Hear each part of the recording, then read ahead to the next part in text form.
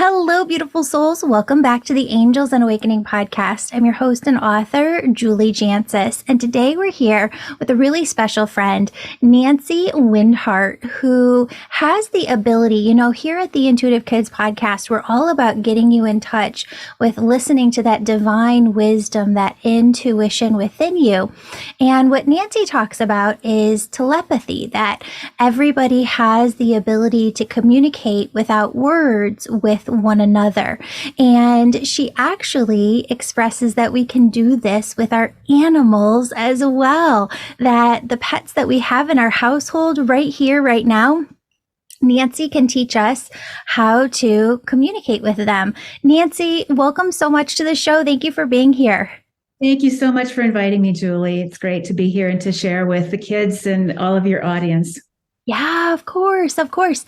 So what I wanted to have you dive into first is, where did this start for you? How did you start communicating telepathically with animals? And for kids who don't understand telepathy, can you explain that more for them? Sure. So this started for me when I was a kid, and this is one of the reasons I was so happy to come on this show and talk with people about this, because this came when I was a child. And I really believe very strongly that this is an ability that we all have. Mm-hmm. So I do this as a job, but it's not a special ability that only some of us have. We all have this ability to communicate. And what I mean by telepathy is simply communicating without our human words. And this is a language that is universal. It's that all beings share, from humans to dogs and cats and horses and insects and trees. It's a common language that everyone has.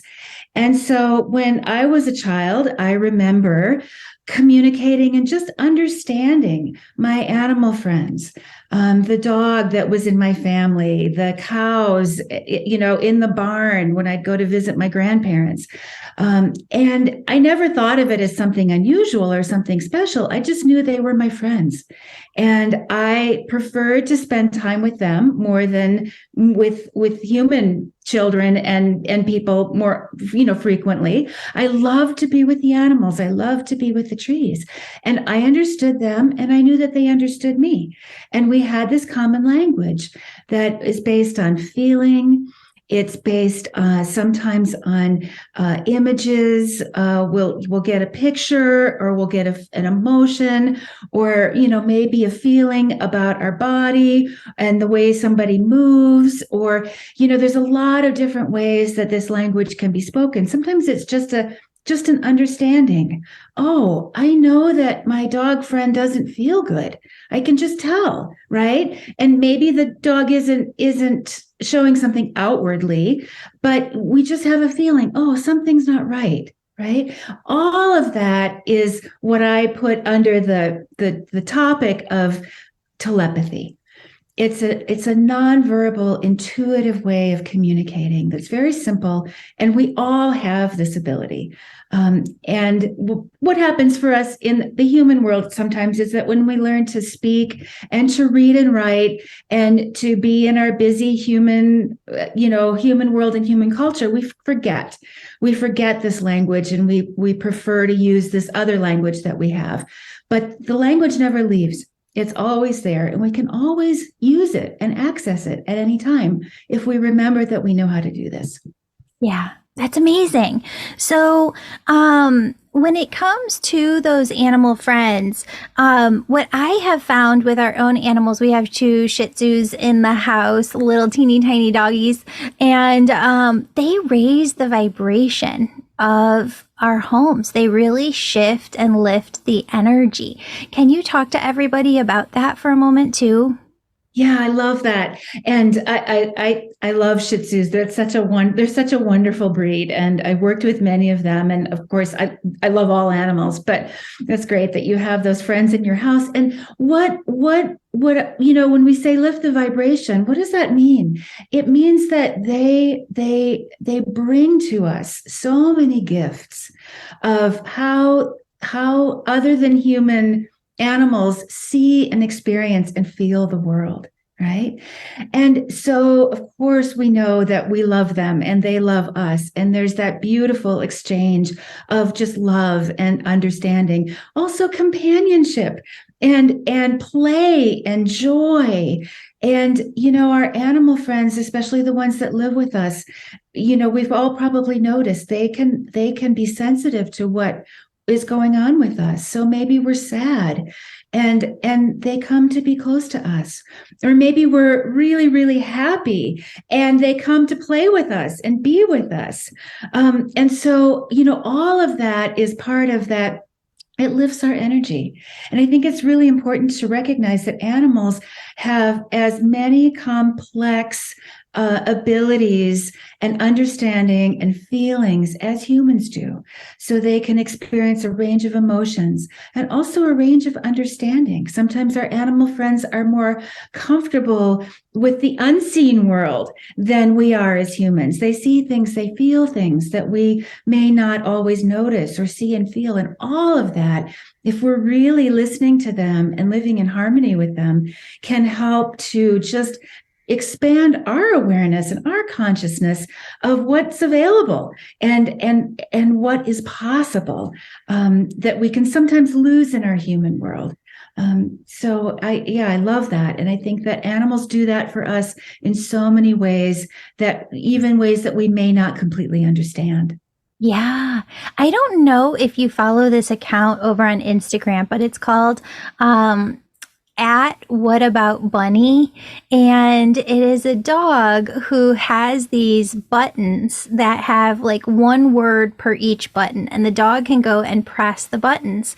But I think it's proving the conscious awareness within animals so much more than maybe our generation recognized initially, where this dog will say, talk about dreams and ask like, what is a dream?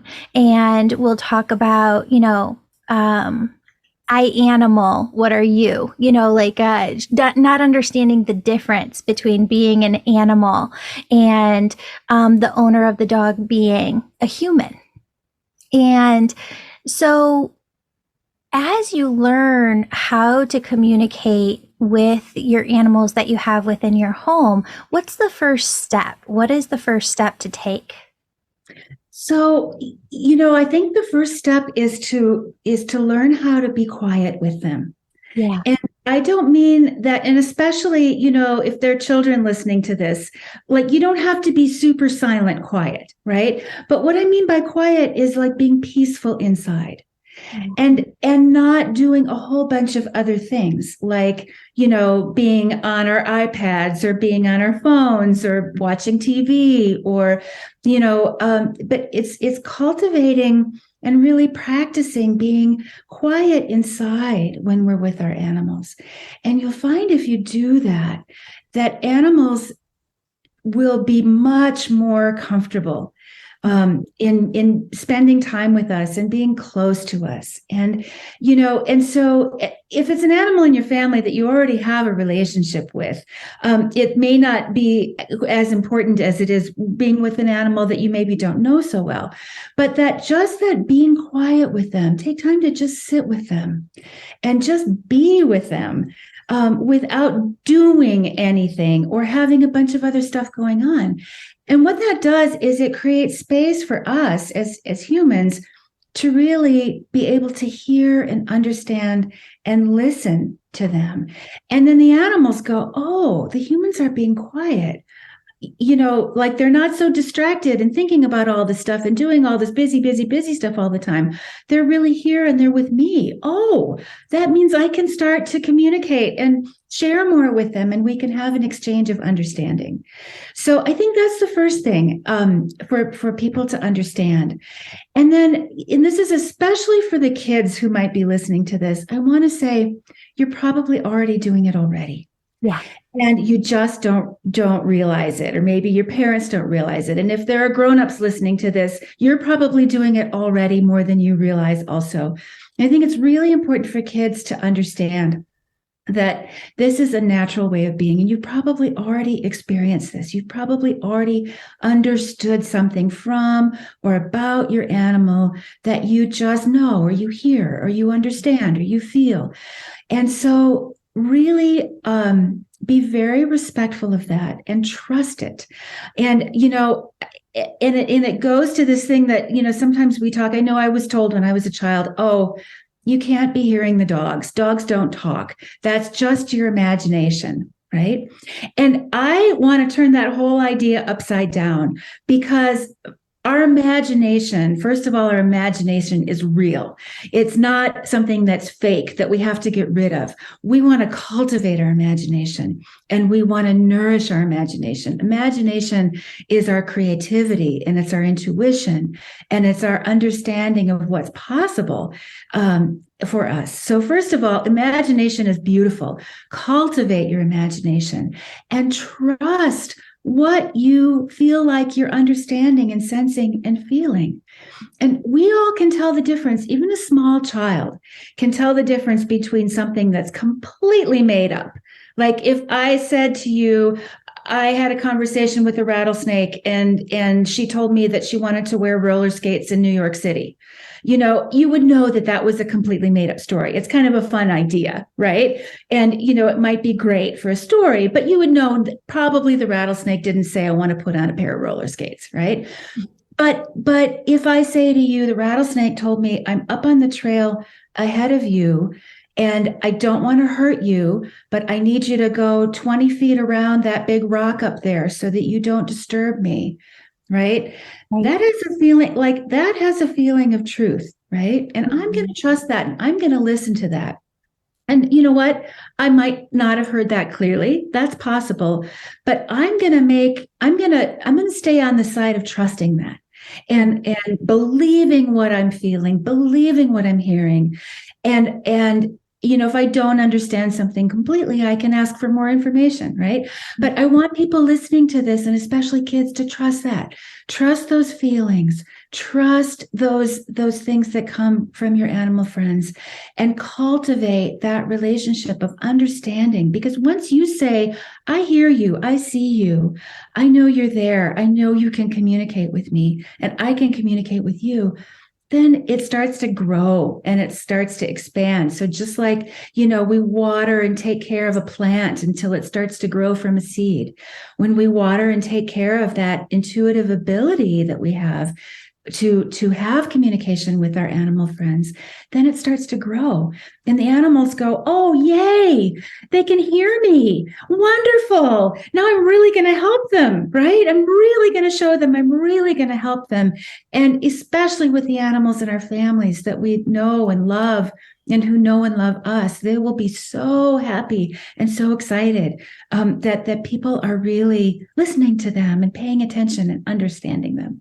Amazing. Amazing. Yeah. Thinking back to owning a dog when I was a little girl growing up, and that dog being in our house, it's interesting that you say we're already doing that already, because I think those moments with my golden retriever growing up were the most quiet and still moments, where I would just kind of lay on her tummy or put my head up to her tummy and just pat her back, and just be still with her in my day and connect with another living being. And I enjoy those moments now every day with my doggies.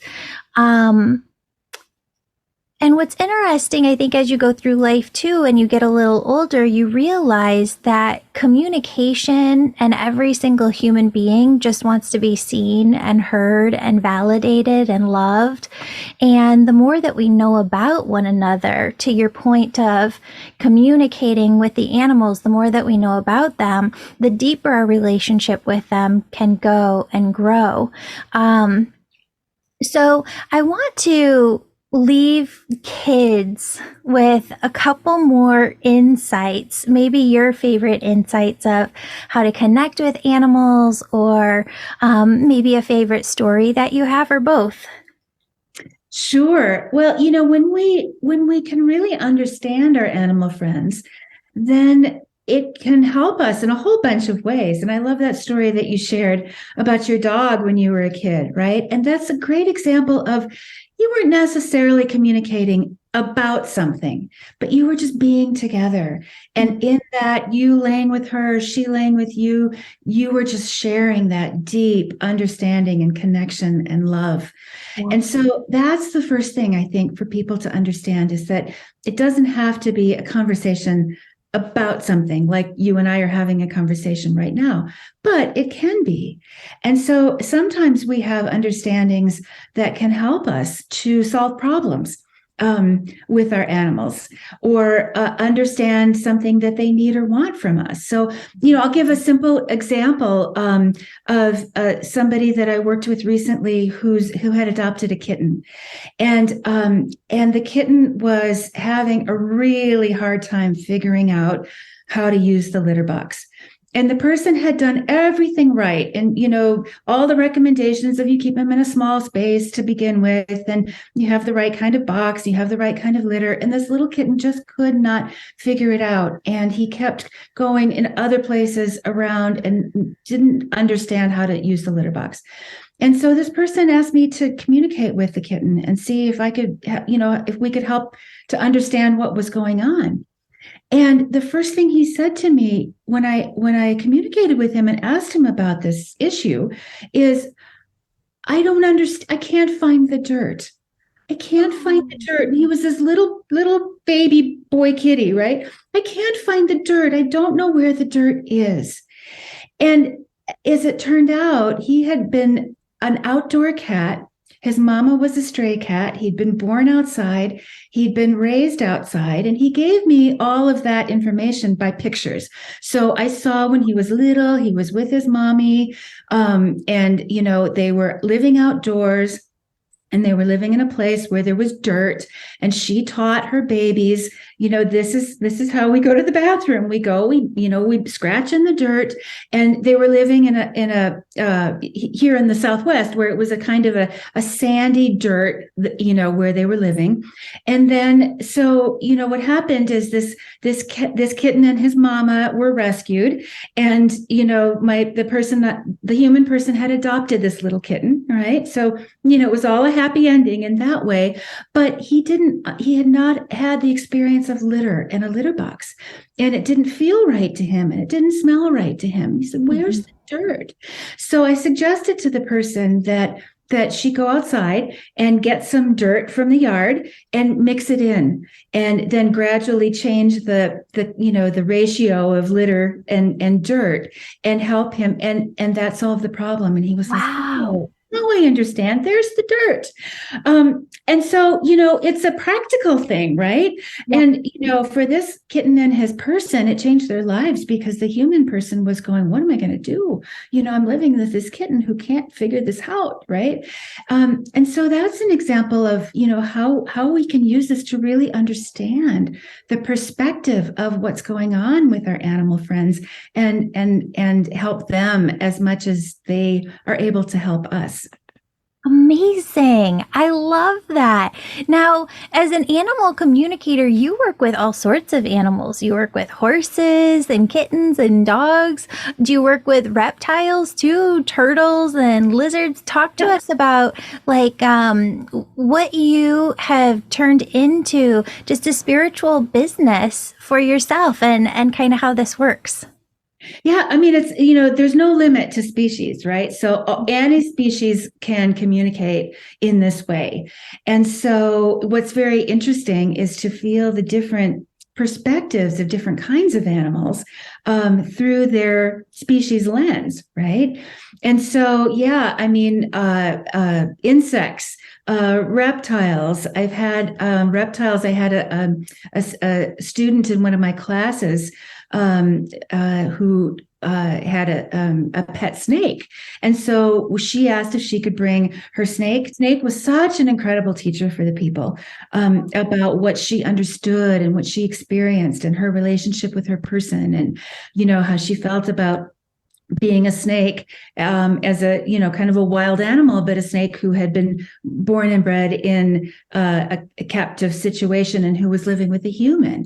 And she was very close to her human, and they had a really beautiful relationship with each other, which is different than how she might live if she were a snake living in the wild. Yeah. So, I've worked with animals who live in rescues, and also wild animals. I've been able to spend a lot of time with wild dolphins and whales. And that experience is incredible. And what I've learned with all of this is that when you use the word spiritual, it really is this understanding that we are all spiritual beings. We are all more than our physical body. And, this goes into, your work also, right? With mediumship and connecting with those who are in the spirit world. Animals can do that too. Mm-hmm. We're all more than our physical body. And we have these spirits and this energy and souls.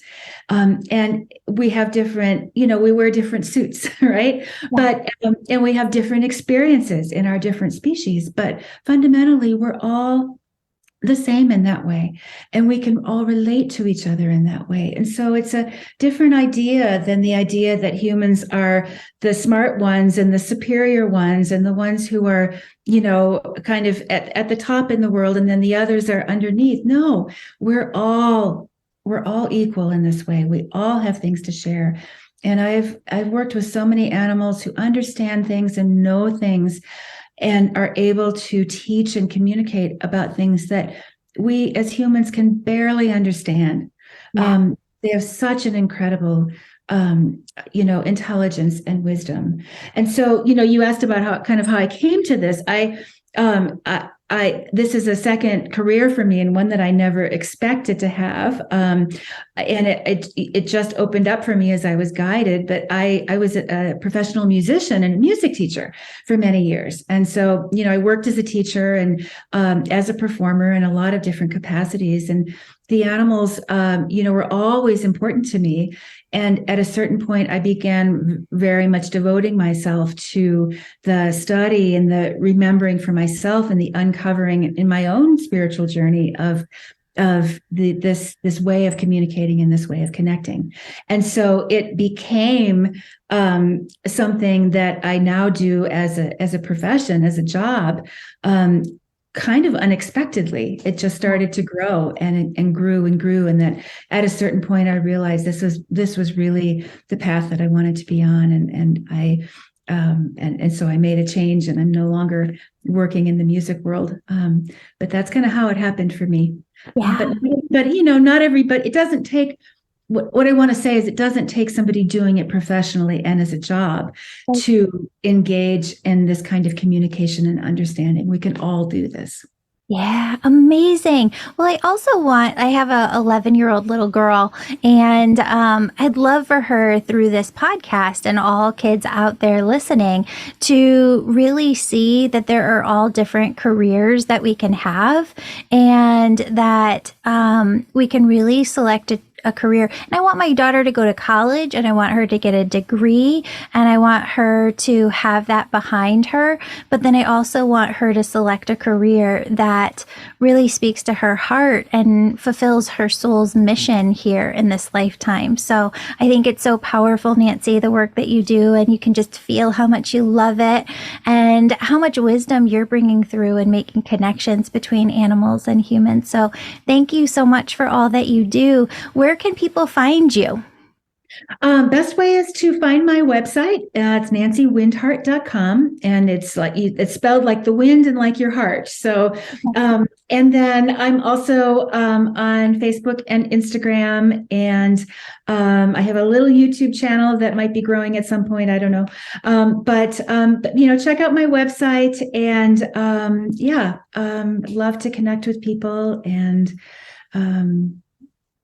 welcome anybody who wants to come into the community. Yay! Well, all my love, Nancy. Thank you so much for being here.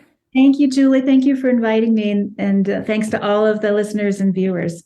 Of course. Want more episodes? Check out our parent podcast, Angels and Awakening. Beautiful souls, if you're super excited to develop your own intuition, go to theangelmedium.com and become an angel member today. Angel membership is for the whole family. Parents get access to hundreds of hours of past course content, new intuitive development circles, events, small groups, and more.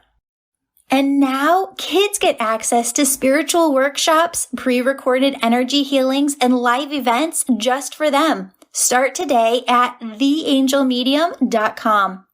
And if you're the family who's really excited, you're ready to go all in developing all of your unique spiritual gifts, kids ages 14 and up can now enroll in my Angel Reiki School with a parent. That's for the healers among us who feel called to grow their intuition to the max and serve humanity with their gifts. You'll learn Reiki energy healing, mediumship, how to deliver angel messages, and how to start your own family business. That's the Angel Reiki School at theangelmedium.com. Details are in the show notes. Now, do you want to do an exercise with me? Imagine God is pouring unconditional love through the top of your head. This unconditional love fills your body with yummy, shimmering energy from head to toe. So much so that God's love begins to radiate out from your entire body, from your heart, like rays of energy radiating out from the sun. Imagine God's infinite, unconditional love flows from your heart to everyone you love, to everyone in your school, to everyone listening to this podcast, and back to you. Your angels remind you they're always looking out for you, guiding you, directing you, protecting you. Talk to God and your angels all day long and listen to your heart for the positive, loving messages they have just for you.